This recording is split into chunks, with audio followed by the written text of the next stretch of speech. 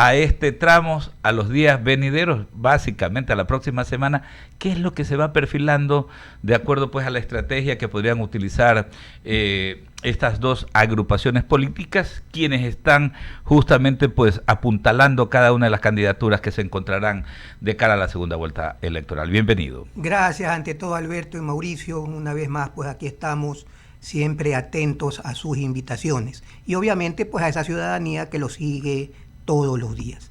El tema es interesante, como dijo Mauricio, pues es una diferencia muy cerrada, no llega ni a las 2 décimas, creo que está entre 18, en punto 18 o punto 19, que corresponden a aproximadamente 19.000, 20.000 votos.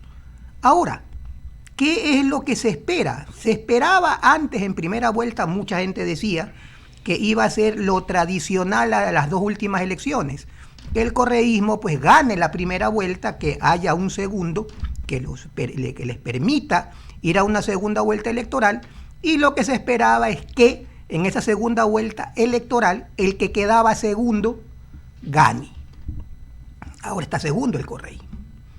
Ese de ahí es el primer hito que se rompe. ¿Por qué? Porque ya hay algunas elecciones, estamos hablando, si no me equivoco, 4 o 5 en las cuales el correísmo queda primero en primera vuelta.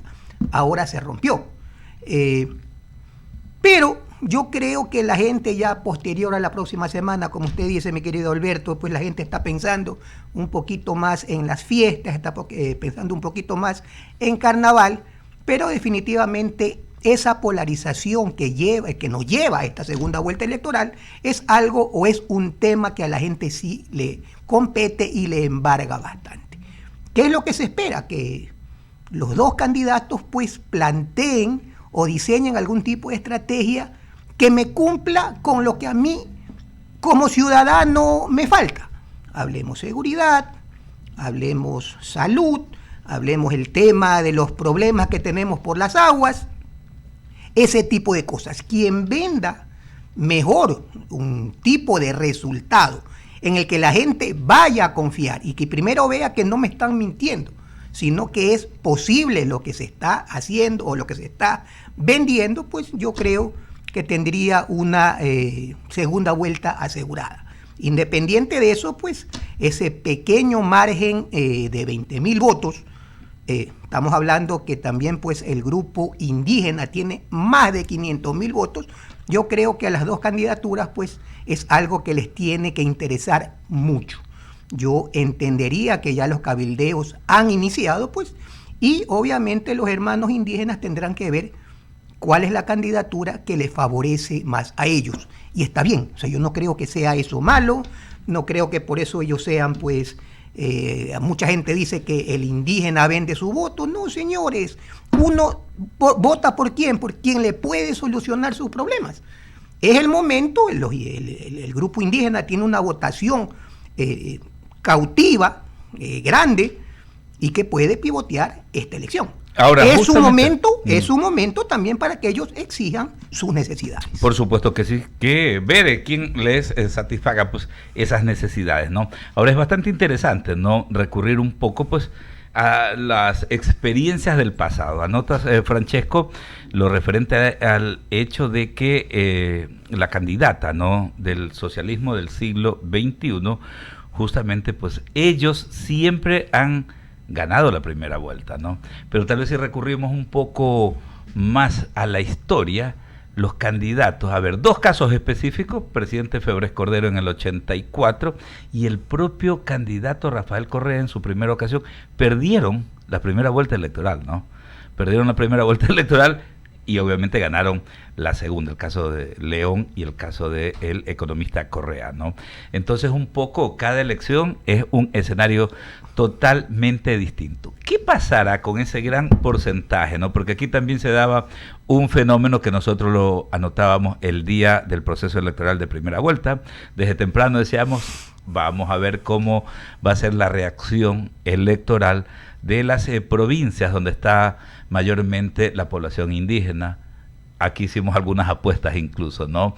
Y decíamos que definitivamente ese electorado se iba a ir por el candidato Noboa. Y eso ocurrió.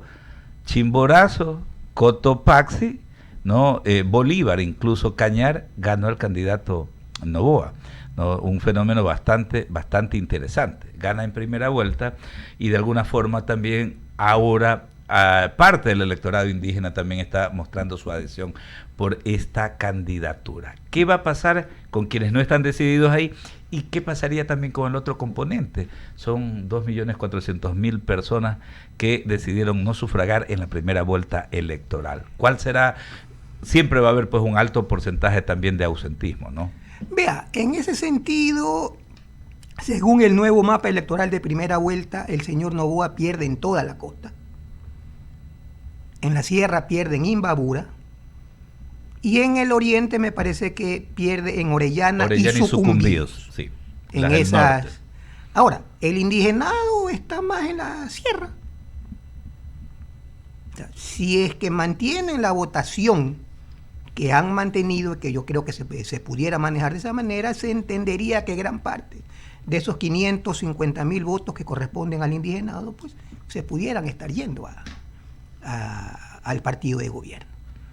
Que el señor Issa personalmente haya ya pues puesto su postura a favor de una candidatura que es la del socialismo del siglo XXI, creo que es algo personal, como la postura del señor Rabascal, que creo que tuvo 25.000 votos, pero él personalmente dijo que iba a apoyar a la señora Luisa, y está bien. Sin embargo, al siguiente día la gente de la Izquierda Democrática le dijo que será una apreciación a título personal y que la Izquierda Democrática pues no estaba en esa postura, cosa que está sucediendo en el mismo caso del señor Issa. Ya pues hay fraccionamientos fuertes y muy severos en los grupos de los indígenas y algunos están yendo a las otras posturas. Así que yo creo que este de aquí va a ser un photo finish, como fue más en el tema del señor presidente actual que en el mismo Lasso, porque el señor Lasso creo que hubo 2 o 3 puntos de diferencia. En el caso del señor presidente actual, pues estaba entre el orden de 1 y 1,5, y yo creo que esos resultados se pueden estar repitiendo. Para mí va a ser pues una contienda sumamente apretada, ¿no? Que se estará dando. O sea, yo creo que la diferencia en votos, o sea, ya no en porcentaje, sino en votos, pudiera estar en el orden de 150.000, 300.000 votos. Yo creo que eso va a ser lo que marque esta diferencia en esta campaña. Correcto, y solamente para cerrar la pinza ahí y pasar con Mauricio, y básicamente en lo que tiene que ver con el ausentismo, que también es una votación, que un porcentaje que permanentemente se maneja, ¿no? Habrá un grupo que decidió no votar, porque esa es una costumbre también. Yo no voto en primera porque el certificado que me vale es el de segunda. ¿Cómo se maneja más o menos? El ausentismo, el voto nulo y el voto blanco por lo general es invariable. Eso de que yo voto en segunda vuelta, sí, pero el que vota en segunda vuelta y no votó en primera por el papelito, igual tienes el problema de la primera vuelta, porque igual te van a sancionar. Entonces, el que en realidad no votó en primera vuelta es porque no quiso hacerlo. El que votó nulo en primera vuelta, 90-95%, si es que va a votar en segunda vuelta, votará igual. Se va a mantener. Y el blanco es el de que definitivamente va por el papel. No le interesa absolutamente nada, sino que va por su papelito. Eso casi no cambia mucho el espectro electoral. Tradicionalmente, del 100% de los votantes, el que vota es el 80%. Eso es lo que tradicionalmente vota, y eso es lo que en realidad se convierte pues en nuestra elección. Estamos hablando que son 13 millones empadronados, si no me equivoco. Si llegan a votar pues 9 millones o 10 millones, es mucho, y eso es lo que normalmente de lo que he revisado en las últimas elecciones, es lo histórico y se ha mantenido en el tiempo. Correcto. Mauricio.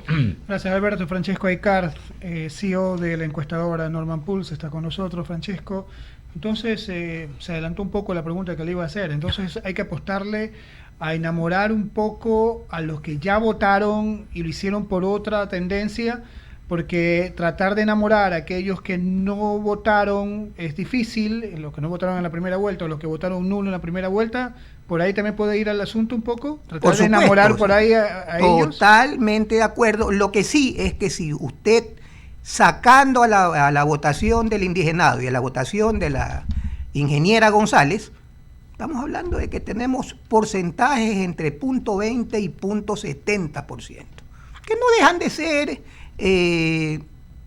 importantes, o sea, valga la redundancia, no dejan de ser importantes. Yo no veo, por ejemplo, la votación del señor Escala, que fue aproximadamente 25 mil votos, como que sea afín al señor Noboa. La votación del abogado socialista, no recuerdo el nombre, tampoco como que la veo tan afín al señor Noboa, pero quizás las otras Cristiano, sí, los de Andrea González, todos los demás, de Jimmy Jairala, podrían... A ver, yo creo que en el caso de Jimmy, él ya se pronunció y creo que está un poquito más orientado a la candidata González. Pero el hecho de que los líderes se pronuncien, ¿quiere decir que los votos son así de endosables? No, en absoluto. En absoluto. O sea, por eso es que yo le digo, en el caso de que el señor Isa, que él crea o quiere vender el relato de que porque él ya dice que está con la señora Luisa, los 550.000 votos del indigenado se van a ir donde la señora Luisa, lo dudo. Hola, Francisco. Ningún voto, ningún partido o su votación es endosable al 100%. Nunca. Francesco, en marketing, desde que tengo uso de razón y mucho antes de que yo naciera, los números son básicos para poder tomar decisiones, para poder saber por dónde debe ir la estrategia de comunicación, de publicidad, de comportamiento del consumidor como tal.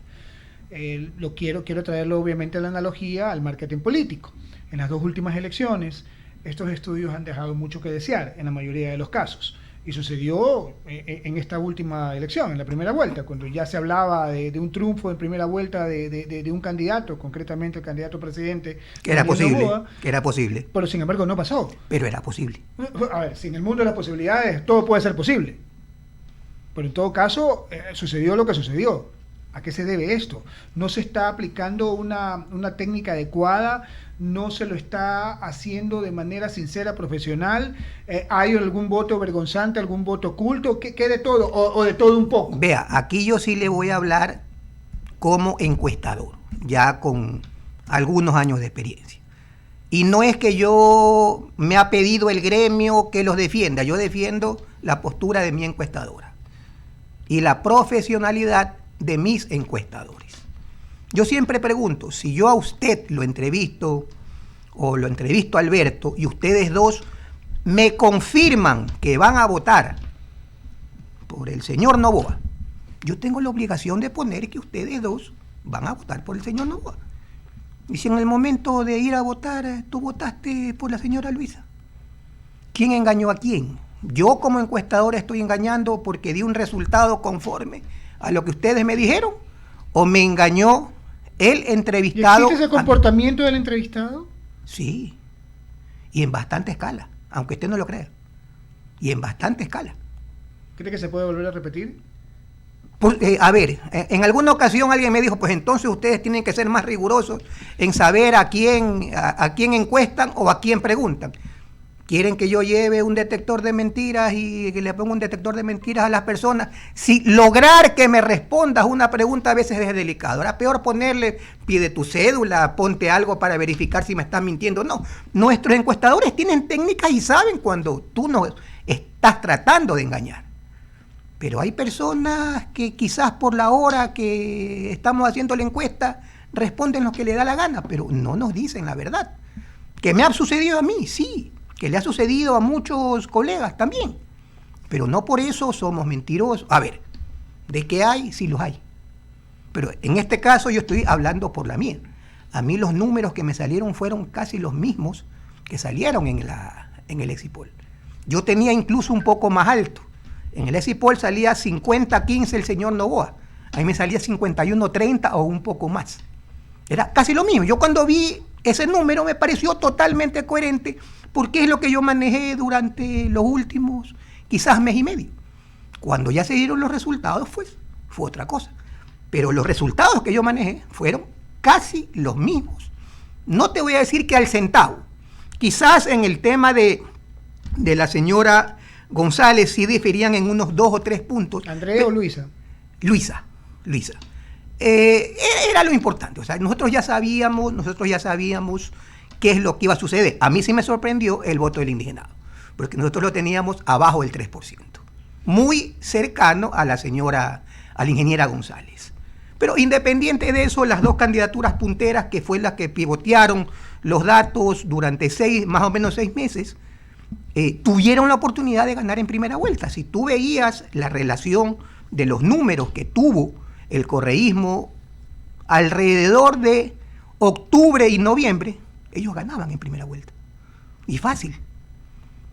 Ellos vendieron hasta el último día que ganaban en primera vuelta, porque sí hubo en ese tiempo, cuando había el problema energético más que todo, ellos ganaban en primera vuelta. Si el señor Noboa no hubiera arreglado el problema energético, perdía en primera vuelta. Pero ellos quisieron mantener el relato de que ellos estaban en segunda vuelta. Perdón, que ellos ganaban en primera vuelta, pues no supieron mantenerlo. Después, ¿cómo se cubren? Me ganaste, pero no me ganaste en primera vuelta. Ellos son los que defendieron. Me vendieron ese relato de que ganaban en primera vuelta. Existió y numéricamente. Así de maleable es el electorado. Lamentablemente es así. O sea, tú cuando tienes la opción de ganar con más de 50%, tú puedes ganar 50.1 a 49 y ganaste. O sea, a nosotros nos salía 51 el uno, 47 el otro, que era totalmente factible, porque sabíamos que los otros 14 no llegaban a 3-4%. Francesco Aykar está con nosotros, él es CEO de la encuestadora Norman Pulse. Alberto, continúa con la entrevista. Sí, algo adicional nomás. Mucha gente nos escribe, ¿no? Un poco que clarifiquemos, nos escuchaba cuando decíamos vamos a estar pendientes de lo que ocurra a partir del miércoles de ceniza, miércoles de la semana próxima, después del carnaval, claro que sí. Pero clarificábamos, ¿no? ¿Qué dice el calendario electoral que en su momento fue aprobado pues por el pleno del CNE? Básicamente, el día domingo 23 de marzo se va a dar el debate, ¿no? Un debate que va a tener una duración de 2 horas, ¿no? 2 horas, va a ser conducido por un solo moderador, ¿no? El día domingo 23. Al día siguiente, lunes 24, arranca la campaña electoral. Esa es la campaña formal que va del 24 de marzo. Marzo tiene 30 días, ¿no? Es decir, 6 días de marzo más los 10 días de abril, porque es hasta el jueves 10 de abril. 16 días de campaña formal, ¿no? Del 24 de marzo al 10 de abril. Justamente, pues, está establecido que ese día, pues, arranque ya el sufragio en sí, con esta metodología que está establecida acá en el Ecuador, ¿no? El jueves comienza a sufragar quienes están privados de la libertad y están habilitados porque no tienen sentencia ejecutoriada. Al día siguiente, viernes, es el voto asistido. En cambio, para las personas que tienen pues movilidad reducida, algún tipo de discapacidad, votan en casa, y ya el domingo 13 de abril vamos todos al sufragio, ¿no? Eso es un poquito para poder tener bien claras las fechas. Algo que mencionaba, que mucha gente también menciona, el voto del indigenado. Yo pregunto, a ver, si el candidato del indigenado perdió justamente en las provincias de mayoría indígena, algo pasa. A ver, no, para mí la cosa está clarísima. Más bien el candidato Issa, ese porcentaje que sacó, no es precisamente de las provincias que tienen pues población indígena. Más bien hay un componente de gente de la costa que por alguna razón, cansado, y bueno, en todas las sociedades hay aquello, ¿no? De que hay un porcentaje que siempre bordea entre el 8 y el 10% de gente que está hastiada del sistema. Más bien yo creería que parte de ese componente corresponde a ese electorado, también, ¿no? Tenemos que ver, Alberto, que el grupo de los indígenas, de los hermanos indígenas, existe en todo el país. De que está muy polarizado en ciertas partes, más que todo en la Sierra Norte, sí, pero o sea, el grupo indígena, por lo menos en Guayaquil, es bastante fuerte. Claro. Ahora, volvemos al punto. ¿Ellos van a votar porque el señor Issa les diga? Yo lo dudo. No. Yo lo dudo. Porque ellos, como todos, vamos a esperar qué es lo que a mí más me beneficia. Pero es que por eso ahí va Ese es el fondo de la pregunta. O sea, yo he llegado a pensar que él tiene un rechazo elevadísimo en el electorado indígena. Por supuesto. Porque si no, pues ganara. A ver, digamos. Y creo que no, solamente ganó en 2 o 3. Que no fue más. Que no gane, pues, abrumadoramente en las provincias, que debería ser lo lógico, ¿no? Debería ser. Pero pierde en Chimborazo, pierde en Tungurahua, pierde en Cotopaxi, su provincia. Y en Tungurahua pierde. Pero tremendo, 3-1. 3-1. 3-1. Entonces te das cuenta que definitivamente no tiene el apoyo, ¿no? Porque justamente ese es un electorado que mucha gente está equivocada. Es gente que más bien se representa en el emprendedor, en el trabajador, y que más bien, de alguna manera, pues no está de acuerdo con medidas radicales, con cierres de vías y todo aquello. Esa impresión yo la tengo desde hace muchísimo tiempo. Comparto con usted, mi querido Alberto, así es. O sea, yo creo que esos trinos, tanto pues de Isa como de el señor que representó a la izquierda democrática, son personalistas.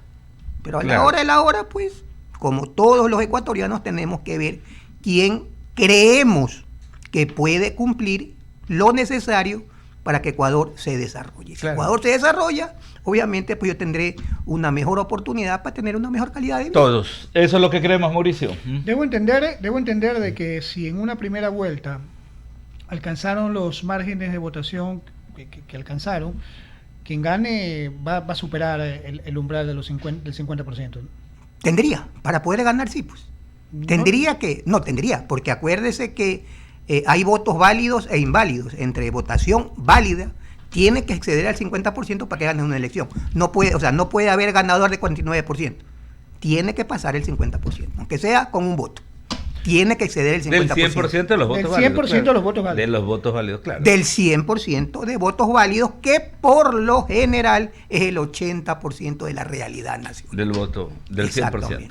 ¿Cuánto fue el ausentismo en esta primera vuelta? ¿Lo recuerda? 17 o 18, me parece. Sí, como dice. O sea, más o menos ha estado... Lo normal, o sea, lo normal que ha estado estándar... No tendría por qué variar eso en la segunda vuelta. No va a variar. O sea, pensar que vas a enamorar al que no fue a votar en primera vuelta...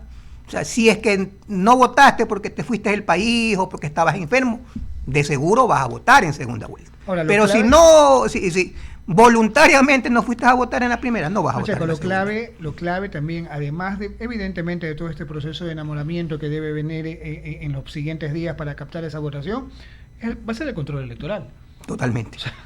pelear el voto a voto, eso es clave para las dos estructuras. No te puedes dar el lujo de no cumplir a cabalidad un control electoral, que a veces hay candidaturas que todos lo sabemos que se han ido al traste porque a la hora del conteo, que es algo indispensable, pues te han comido votos. Había una frase, ¿no?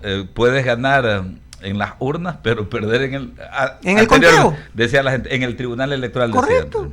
Francesco, muchísimas gracias por el tiempo, por orientarnos en torno a este tema. Y Francesco Aícar Carrasco, el CEO de la encuestadora Normal Polls. Siempre atendo, muchas gracias a todos ustedes, pues, y cuando quieran o necesiten pues una entrevista, encantado estaré con ustedes acompañándolos. Muchas gracias. 17:55, saludamos a Wendy Quinde Vinuesa, como siempre está lista y preparada para comentarnos lo siguiente. ¿Cómo estás, mi querido Alberto? Buenas tardes con todos. Gracias por siempre estar en la sintonía de la 98.9 FM. Lloviendo ya aquí en el norte de la ciudad, así que tenga todas las precauciones, salga con su paraguas, si tiene que salir a trabajar o si ya va de regreso a su casa, conduzca con precaución, no se atolondre, porque, bueno, el cansancio simple y llanamente le va a traer problemas, porque usted se va a aburrir, se va a estresar, va a pitar indiscriminadamente y eso nos afecta a todos. Son las 5 de la tarde con 56 minutos, vamos a abrir el espacio de las menciones publicitarias. Quiero decirles que no hay nada peor que entrar a un baño u oficina y que este huela fatal. Por eso ProHigiene tiene de las mejores soluciones para lograr baños libres de malos olores. Contamos con gabinetes perfumados, aire purificado, pisos y espacios libres de polvo. ProHigiene, expertos en el servicio de tu bienestar. Solicita una demostración gratuita escribiéndoles al 095-925-3211 o visitando nuestro portal web www.prohigiene.com www.paf.com. Recordarles que PAF es el insecticida maxifunción contra insectos voladores y rastreros. Mosquitos, PAF. Moscas, PAF. Cucarachas, PAF. Hormigas, PAF. Nuevo PAF. Insecticida maxifunción. Efectividad garantizada al mejor precio. Nuevo insecticida PAF. Cerramos el espacio de los mensajes publicitarios. Vamos a la pausa. No sé qué antes recordarles que nos pueden ver a través de nuestro canal de YouTube. Búsquenos como Radio I99. Suscríbase, dale like y active